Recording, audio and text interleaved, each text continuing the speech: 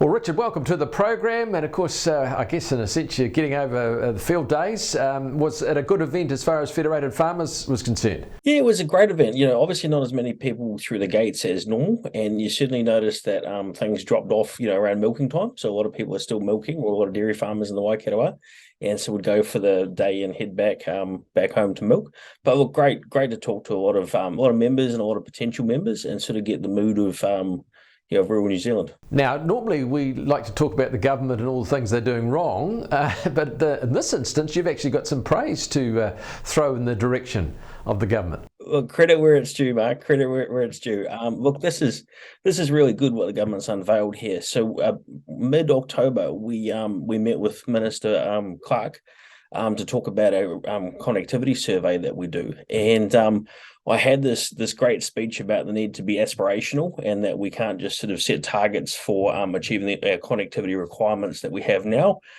because by the time we get there, our demand will be higher. And so I presented this great speech, and it became quite clear at the very early in it that I was preaching to the converted, because he sort of got our concerns, and he was obviously, he had a few ideas as to what he wanted to do about it. So we sort of got into into really good solutions discussion, and I'm delighted with what's come from that.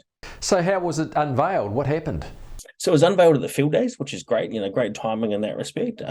So the general gist of it is that the government is being quite aspirational. By 2032, they want all people within New Zealand to have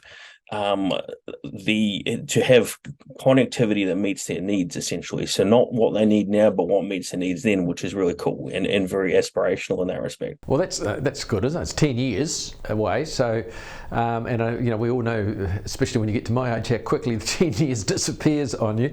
But what do you think it means? It just means that just about everybody in the country will have decent speeds, if you like, when it comes to the internet. Yeah, well, decent phone connections, which is certainly a problem for very remote New Zealanders, and obviously connectivity in terms of data, etc., and the internet.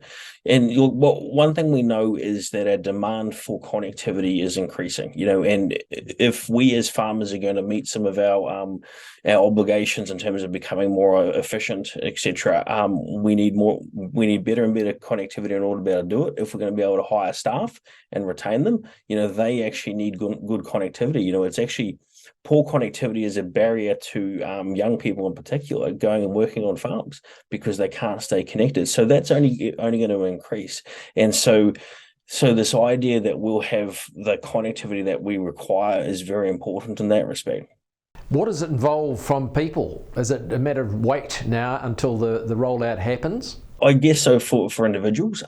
For us, it is about saying, okay, government, this is great and aspirational. Let's get stuck in it and get it happening. One of the really cool things about it as well is that the government wants to essentially enable the creation of better connectivity in areas where there's enough population to make it commercially viable. So basically supporting the providers.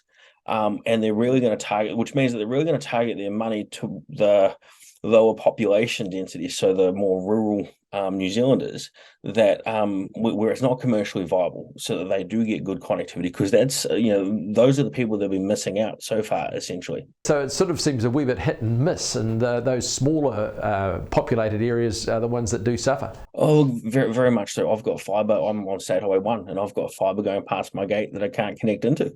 It's it doesn't make any sense, and I do wonder if the people who were planning it at the time had any consideration for anyone but the main centres that they were trying to link up, I suppose, in the schools. So yeah, look, this is going to be a great step forwards in that respect, and it's on the back of the remote user scheme as well, where people with very poor connectivity right now can actually apply to get government funding for some of the infrastructure required to boost their connectivity. For example, get Starlink, etc., which is an awesome initiative as well. At the moment, how bad is it? Are a lot of farms now, getting what they need? Some are.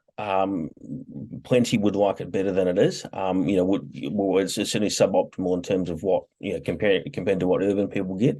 And there are a lot of more remote farmers that just plain have poor or no connectivity. You know, one of the issues that we're seeing, and I'm getting slightly off topic with this, but is people that don't have any cell phone reception, and their only connectivity is a landline that's patchy at best and all staticky, which is really, you know, so their connectivity is actually getting worse, even though in theory their requirements in order to continue to interface with the world are increasing. Well, it's a dilemma, isn't it? But nonetheless, at least it looks like, as you say, instead of talking about what needs to be done, something is being done. Yeah. No, look, it's awesome. I'll certainly give credit to Minister Clark for this. He's done an awesome job with this, and so now I guess the big thing is, you know, there's been a lot of aspirational talk. Let's see it translated into some action, and boost our connectivity in rural New Zealand.